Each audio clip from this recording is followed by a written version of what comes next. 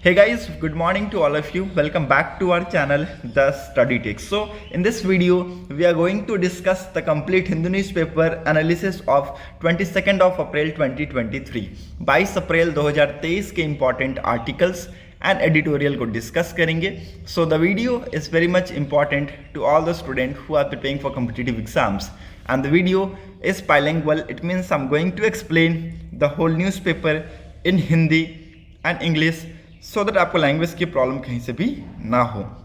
और अगर आपको वीडियो पसंद आता है, हमारा कंटेंट पसंद आता है, देन वीडियो को लाइक, शेयर और चैनल को जरूर सब्सक्राइब कर लीजिएगा ताकि आपको हमारी ऐसी वीडियो की अपडेट्स मॉर्निंग में मिलती रहे. And I'm very sorry for that कि I was not uploading the videos for last 5 days because I'm not getting the newspaper at right time. तो थोड़ा सा यहाँ पर टाइम का इशू हो रहा है क्योंकि न्यूज़पेपर को 12-1 बजे अपलोड करके कोई फ़ायदा नहीं है. Early in the morning newspaper को पढ़ने से बहुत सारे फ़ायदे होते हैं. ठीक है, हमें न्यूज़ के बारे में अक्सर पता चलता है. ठीक है, तो यहाँ पर टाइम मैनेजमेंट का थोड़ा सा इशू हो रहा है और I will try to resolve this management this time issue in 1 weeks. ठीक है, तो लगभग 1 हफ्ते लग जाएंगे मुझे इसको सॉल्व करने में. ओके, और उसके बाद मैं आपको न्यूज़पेपर लगभग 7 से 7:30 के बीच में आपको अपलोड करता हुआ मिलूंगा on this channel. Okay, so let's move to the first page of the newspaper. यहाँ पर डिस्कस करेंगे इंपॉर्टेंट आर्टिकल्स को. NIA team which is Poonch combining on for attackers. ठीक है, तो आप सभी को पता होगा परसों के दिन क्या हुआ. Poonch district of Jammu and Kashmir में मिलिट्री व्हीकल के ऊपर मिलिटेंट के द्वारा एक अटैक किया गया विथ अ ग्रेनेड. ठीक है, तो ग्रेनेड से ये अटैक हुआ है. ओके, नाउ यहाँ पर इनिशियल रिपोर्ट पब्लिश की गई है. उसके द्वारा मैं आपको बता दूं कि militant first hit the fuel tank of army vehicle with a grenade. ठीक है, ग्रेनेड से फ्यूल टैंक पे हमला किया गया जिसके बाद हमें एक मेजर फायर देखने को मिला result in death of 5 Indian army soldiers. ठीक है, so again it's very important. हमारे 5 जवान शहीद हुए हैं, ये आपको पता होना चाहिए. ये सारी चीज़ें यहाँ पर एक्चुअली बताती हैं. ओके, नाउ यहाँ पर इंडिया और पाकिस्तान के जो रिलेशंस है ये धीरे धीरे कैसे डेटोरिएट होते जा रहे हैं आप यहाँ पर देख सकते हैं. ठीक है, ये दूसरा बहुत ही मेजर एक्सीडेंट था, इंसिडेंट आप कह सकते हैं था. ठीक है, आफ्टर पुलवामा अटैक इन 2019. ठीक है, तो पुलवामा अटैक आप सभी को पता है जिसमें हमारे 40 जवान शहीद हुए थे. उसके बाद ये दूसरा मेजर इंसिडेंट हमें देखने को मिला है in Jammu and Kashmir. Okay, so again it's very important. आप देखिएगा आने वाले टाइम में पाकिस्तान के ऊपर बहुत सारे सवाल होने वाले हैं क्योंकि टेररिज्म को बहुत ही ज़्यादा सपोर्ट कर रहा है धीरे धीरे पाकिस्तान. ओके, और इनकी वजह से अटैक्स बहुत ही ज़्यादा होते हैं जम्मू एंड कश्मीर के इन सारे एरियाज़ में. ओके, तो आप देखिएगा. देखिए, इससे पहले मैं आपको बता दूं एक इंपॉर्टेंट न्यूज़ ये भी बता दूं कि एससीओ की समिट होने वाली है. ठीक है, संघाई कोऑपरेशन ऑर्गेनाइजेशन की समिट होने वाली है इंडिया में. इंडिया इस साल एससीओ को होस्ट करेगा. ठीक है, 4 से 5 के बीच में आपको इसके मेंबर्स मिलेंगे. ठीक है, इसमें 8 मेंबर है. पहले तो लिख लीजिए इसमें कितने मेंबर्स है. 8 मेंबर्स है. ठीक है, 8 मेंबर्स है इन एससीओ. ठीक है, नाउ ऐसे में आपको बताने वाला हूं कि कैसे इससे कोरिलेट होगा इंडिया और पाकिस्तान के जो रिलेशन है कैसे इससे कोरिलेट हम करेंगे. ठीक है, इसमें 8 मेंबर हैं. चाइना हो गया, उसके बाद इंडिया हो गया, कजाकिस्तान हो गया, किर्गिस्तान हो गया, पाकिस्तान हो गया, रसिया हो गया, तजाकिस्तान हो गया.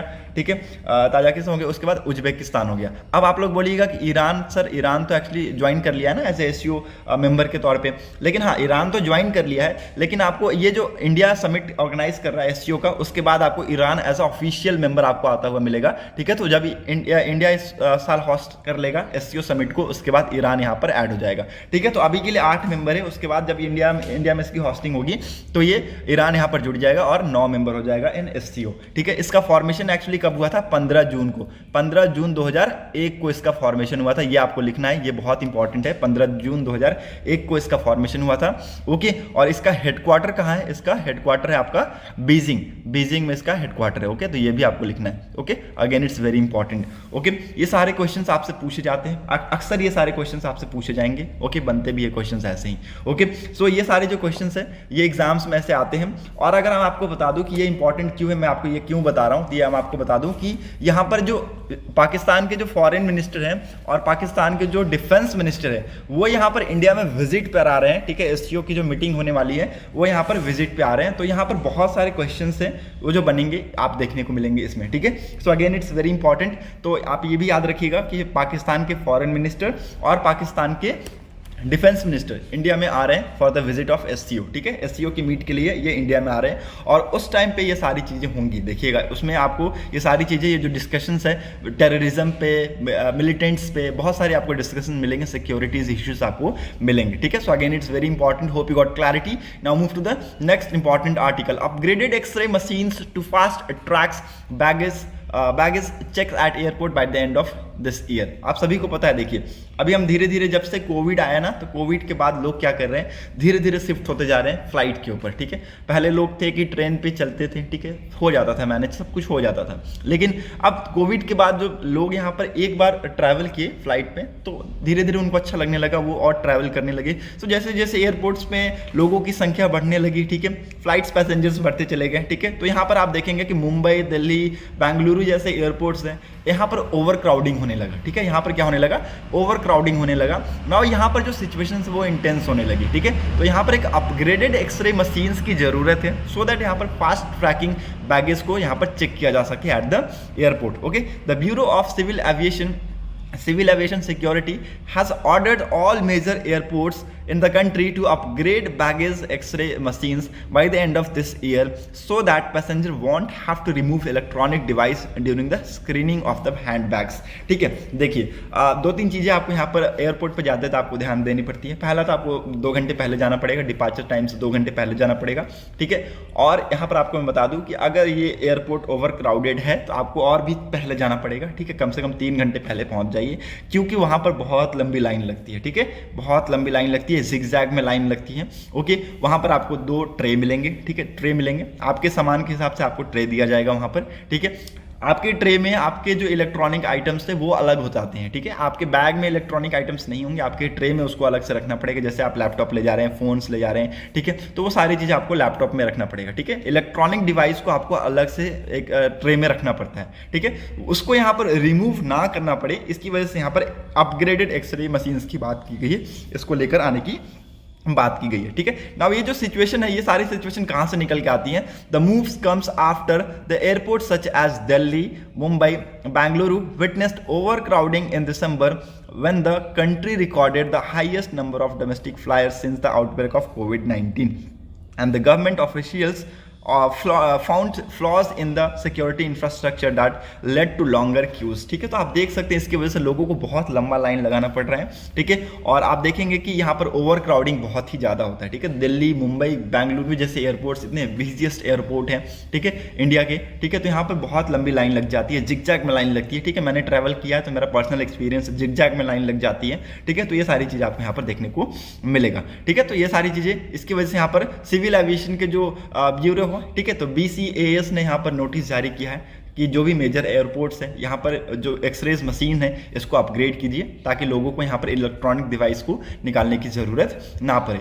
Now move to the next important news. Houses unfinished, Bihar serve notice to 2.1 lakh beneficiaries too. आप देखिए ये जो न्यूज़ है ये इतना इंपॉर्टेंट नहीं है, लेकिन यहाँ पर एक्चुअली नोटिस जारी कर दिया गया है गवर्नमेंट का ऑफिशियल पे भी यहाँ पर नोटिस जारी किया गया है, ठीक है। इनके खिलाफ भी एक्चुअली देखा जाए तो धारा 347 लगाया जा रहा है, ठीक है। तो एक्चुअली धारा 347 है क्या, ये मैं आपको बताऊंगा, ठीक है। और ये जो सिचुएशन है ये क्या है ये मैं आपको बताऊंगा, ठीक है। प्रधानमंत्री आवास योजना ग्रामीण, आप सबने सुना होगा PMAYG, ठीक है, प्रधानमंत्री आवास योजना ग्रामीण, इसका यहाँ पर एक्चुअली अगर देखा जाए तो वायलेशन हुआ है, ठीक है। अब आप लोग बोलिएगा कि वायलेशन कैसे हुआ है, ठीक है। अब मैं आपको बताता हूं कैसे हुआ है। देखिए लोगों ने यहां पर क्या किया, प्रधानमंत्री आवास योजना के तहत पैसे तो निकाल लिए, ठीक है, पैसे तो निकाल लिए, लेकिन उस पैसे का यूज सही जगह नहीं हुआ।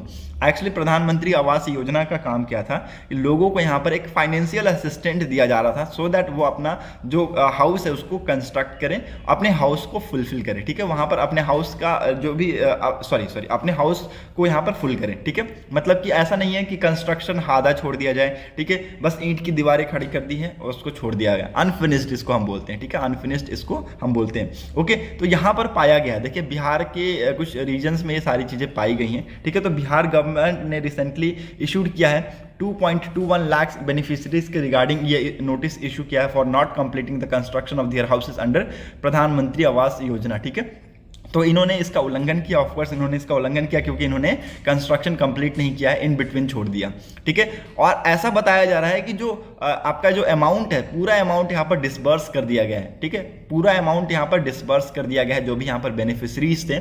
उसके बावजूद भी ये जो कंस्ट्रक्शन है ये अभी भी अनफिनिश्ड है, ठीक है, अभी भी ये फिनिश्ड नहीं हुआ है, ठीक है। तो आप यहाँ पर देख सकते हैं each beneficiary is given 1.20 lakh for constructing house under Pradhanmantri Awas Yojana Yojana Gramin, a flagship scheme of central government to provide affordable house for all. ठीक है, देखिए यहाँ पर प्रधानमंत्री आवास योजना का यहाँ पर मेन एक्चुअली ऑब्जेक्टिव क्या था कि हर लोगों को, ठीक है, हर लोगों को यहाँ पर घर मिले। ठीक है, सभी को यहाँ पर घर लेने का हक है। तो सो दैट यहाँ पर 1,20,000 की एक फाइनेंशियल असिस्टेंट यहाँ पर दी जा रही थी, तो सो दैट यहाँ पर लोगों को घर बनाने में यहाँ पर प्रॉब्लम ना हो। ठीक है, सो दैट यहाँ पर देखिए आप देख सकते हैं प्रधानमंत्री आवास योजना aimed at providing beneficiaries with पक्का हाउस, ठीक है, विद ऑल बेसिक फैसिलिटीज। ठीक है, तो ये सारी चीज़ें थी, बट इसका लोग यहाँ पर उल्लंघन करते हुए दिखे हैं। ठीक है, और इसी के रिगार्डिंग बिहार गवर्नमेंट ने 347 आप देख सकते हैं गवर्नमेंट एम्प्लॉय के ऊपर भी यहाँ पर लगाया है। ठीक है, 347 गवर्नमेंट एम्प्लॉय के ऊपर लगाया है, क्योंकि एक्चुअली देखिए अब यहाँ पर गवर्नमेंट एम्प्लॉय का क्या गलती है। देखिए गवर्नमेंट एम्प्लॉय का ये गलती है कि उन्होंने इस चीज़ को इंश्योर क्यों नहीं किया। ठीक है, फंड तो उन्होंने डिसबर्स कर दिया, प्रॉपर पूरी तरीके से फंड डिसबर्स कर दिया, लेकिन उन्होंने इस चीज़ को इंश्योर नहीं किया कि वो उनका जो उन्होंने जो जिस फंड को दिया है, ठीक है, जिस फंड को दिया है, जो सेंट्रल फंड को दिया है, उसका प्रॉपर यूज़ हुआ है कि नहीं, वो इन्होंने इस चीज़ को इंश्योर नहीं किया। ठीक है, so again it's very important, ये भी आपको पता होना चाहिए। तो यहाँ पर धारा 347 एक्चुअली इम्प्लीमेंट किया गया है, एक्चुअली यहाँ पर लगाया गया है किसके ऊपर, गवर्नमेंट एम्प्लॉय के ऊपर, for not ensuring the complete construction of the houses even after the disbursal of the entire amounts to the account of beneficiaries in the respective of the rural blocks. ठीक है, तो ये आप देख सकते हैं। Okay, hope you got clarity. Now move to the next important article. यहाँ पर और कुछ इंपॉर्टेंट है नहीं, so you can easily move ahead to the editorial section. यहाँ पे कुछ इंपॉर्टेंट नहीं है। एडिटोरियल में पहला एडिटोरियल एलओसी एग्रीमेंट के रिगार्डिंग है, इंडिया पाकिस्तान के बीच में लाइन ऑफ कंट्रोल। ठीक है, तो ये हम डिस्कस नहीं करेंगे क्योंकि हमने बहुत बार डिस्कस किया इसको।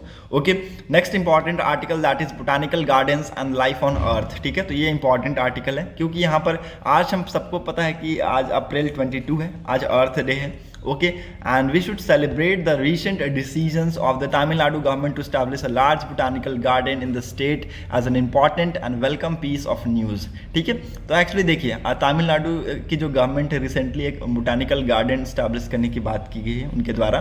ठीक है, और यहाँ पर बहुत सारी चीज़ें आपको डेवलप्ड होती हुई दिखेंगी। ठीक है, बोटानिकल गार्डन हमारी कंट्रीज में बहुत ही ज़्यादा लिमिटेड है, इसके नंबर्स अभी भी हमें नहीं पता है। ठीक है, अगर हमको पता हो तो भी हम लगभग 10 से 35 के आसपास हम लगा सकते हैं अंदाजा कि इतने के आसपास तो होंगे ही होंगे। ठीक है, तो आप देख सकते हैं बोटानिकल गार्डन्स बहुत ही ज़्यादा लिमिटेड हैं in India. Okay, and the oldest of the Indian academy garden, the Acharya Jagdish Chandra Bose India botanical garden in Howrah Kolkata was establish in 1787। ठीक है, सबसे ओल्डेस्ट अगर बोटानिकल गार्डन की बात करूं तो ये 1787 में कोलकाता हावड़ा में ये आचार्य Jagdish Chandra Bose Indian botanical garden है। ये सबसे ओल्डेस्ट यहाँ पर बोटानिकल गार्डन है। और आप सभी को मैं ये बता दूं कि बोटानिकल गार्डन ऑफ इंडिया की शुरुआत एक्चुअली कोलकाता से ही हुई थी। ओके, ये आपको पता होना चाहिए। ठीक है, ये जो गार्डन है लगभग 109 हेक्टेयर में फैला हुआ है। ठीक है, ये आपको याद रखना है, 109 हेक्टेयर में फैला हुआ है। The city is also the headquarter of botanical survey of India. ठीक है, बोटानिकल सर्वे ऑफ इंडिया का हेडक्वार्टर है Kolkata. And does the country major searches and central in the botanical survey and documentation. ठीक है, तो ये सारी चीज़ें यहाँ पर होती हैं। ओके, जैसा कि मैं आपको बता दूं कि एग्जैक्ट नंबर इज अननोन। ठीक है, एग्जैक्ट नंबर हमें नहीं पता है बोटानिकल गार्डन इंडिया का। ठीक है, एग्जैक्ट नंबर हमें नहीं पता, बट हाँ यहाँ पर रेंज हम एक अंदाजा लगा सकते हैं कि 10 से 35 के बीच में ये नंबर्स हो सकते हैं। ठीक है, ग्लोबली अगर देखा जाए तो botanical gardens are important centre for plant exploration, discovery, research as well as biodiversity outreach. ठीक है, अगर ग्लोबली मैं बात कर रहा हूँ, ना ही कि इंडिया में। ठीक है, ग्लोबली अगर देखा जाए तो जो बोटानिकल गार्डन्स होते हैं ये बहुत ही इंपॉर्टेंट सेंटर्स होते हैं फॉर द प्लांट एक्सप्लोरेशन। ठीक है, प्लांट एक्सप्लोरेशन, ठीक है, discovery, researches and biodiversity outreach के लिए। लेकिन इंडियन बोटानिकल गार्डन ये जो जितने भी रिस्पेक्टिव्स यहाँ पर आपको देख रहे हैं टॉपिक्स, इससे आपको लैक होता हुआ देखने को मिलेगा। ठीक है, तो अगेन इट्स वेरी इंपॉर्टेंट, ये सारे जो पर्सपेक्टिव है उसको यहाँ पर नहीं समझ पाते हम। ठीक है, और ये इसकी एक्चुअली कुछ कमियां हैं। ठीक है, वो मैं आपको बताऊंगा। देखिए, only a handful of botanical garden such as botanic garden of the council of scientific and industrial research, ठीक है, national botanical research institute Lucknow Uttar Pradesh, Kerala state council for science technology and environment, Jawaharlal tropical botanical garden research institute in Palode Kerala, the AJC Indian botanical garden and more recently the KSCSTE Malabar botanical garden institute of plant science Kozhikode have plant exploration and education programmes. ठीक है, तो यहाँ पर आप देखेंगे कि हमारे पास कुछ ही कुछ ही ऐसे बोटानिकल्स गार्डन हैं जो यहाँ पर प्लांट एक्सप्लोरेशंस करते हैं, एजुकेशन प्रोग्राम्स यहाँ पर रन करते हैं, वो यहाँ पर ये सारे नाम्स दिए गए हैं। ठीक है, तो ये आपको पता होना चाहिए। ठीक है, कुछ हैंडफुल ऑफ बोटानिकल गार्डन्स हैं जो कि यहाँ पर प्लांट एक्सप्लोरेशन करते हैं। ओके, और बहुत सारे ऐसे हैं जो कि यहाँ पर नहीं कर पाते हैं। ठीक है, तो ये यहाँ पर एक्चुअली बताया गया, India is among the country with high diversity of plant and animals. ठीक है, इंडिया ऐसी कंट्रीज में आता है जो कि हाई डाइवर्सिटीज है, किसमें, प्लांट और एनिमल में, with an estimate 18,000 to 20,000 plant species. Plant are structurally foundation of our diverse ecology community that feed us, provide us with nutrition, medicine, mitigate climate change, enrich our spirits and secure us against the uncertain future. ठीक है, तो यहाँ पर आप देख सकते हैं plants के बारे में बताया गया है। प्लांट एक स्ट्रक्चरल फाउंडेशन है of our diverse ecology community, जो कि हमें फीड करता है, हमें प्रोवाइड करता है न्यूट्रिशन, मेडिसिन, हमारी जो क्लाइमेट जो चेंजेस है उसको मिटिगेट करता है, हमारे स्पिरिट को इनरिच करता है। ठीक है, सिक्योर करता है अनसर्टेन फ्यूचर्स के रिगार्डिंग। ठीक है, तो आप देख सकते हैं ये इसके जो बोटानिकल, आप देख सकते हैं बोटानिकल की जो चीज़ें हैं वो कितनी इंपॉर्टेंट है। ठीक है, तो बोटानिकल गार्डन्स का होना भी एक अपने आप में बहुत बड़ा है। ठीक है, क्योंकि यहाँ पर देखेंगे कि एक्चुअली देखिए इंडिया में ये सारी चीज़ें की कमी क्यों है, क्योंकि हमारे पास जो नॉलेज है इसके रिगार्डिंग वो कम है। ठीक है, our scientific and educational institution with a few exception have neglected many aspect of the plant biology, taxonomy, ecology, evolution. ठीक है, प्लांट एनिमल, प्लांट माइक्रोहल्चर्स। ठीक है, interaction, population ecology, stress biology, ये सारी चीज़ों में हम यहाँ पर लैक हैं। इसकी वजह से हमें आपको ये सारी कमी हमें देखने को मिलती हैं। रिसेंटली 138 हेक्टेयर में यहाँ पर प्लान किया गया है बनाने का इंडियाज़ लार्जेस्ट बोटानिकल गार्डन। ठीक है, कहाँ पर, ये आपको पता होना चाहिए। ठीक है, चेंगलपत्तू डिस्ट्रिक्ट। ठीक है, चेंगलपत्तू डिस्ट्रिक्ट ऑफ तमिलनाडु। ठीक है, ये आपको पता होना चाहिए, और इंडियाज़ लार्जेस्ट बोटानिकल गार्डन यहाँ पर बनाने की बात की गई है। Okay, so hope you got clarity, ये आप सभी को पता होना चाहिए, इसलिए मैं आपको बता दिया। Now move to the next important article. यहाँ पर और कुछ इंपॉर्टेंट है नहीं, so you can easily move ahead with me. Okay, India to prepare evacuation plan for its citizens in Sudan. Sudan में जो सिचुएशन है बहुत ही ज़्यादा इंटेंस हो गया। ठीक है, सूडान में जो सिचुएशन है वो बहुत ही ज़्यादा इंटेंस हो गया है, और इसकी वजह से अगर आप देखें तो इंडिया यहाँ पर अब क्या कर रहे हैं, इवैक्यूएशन प्लानिंग कर रहा है। ठीक है, ताकि वहाँ के जो लोग हैं जो वहाँ पर स्टक हो रखे हैं, ठीक है, around 3,000 Indians are stuck in the country without electricity, food and water.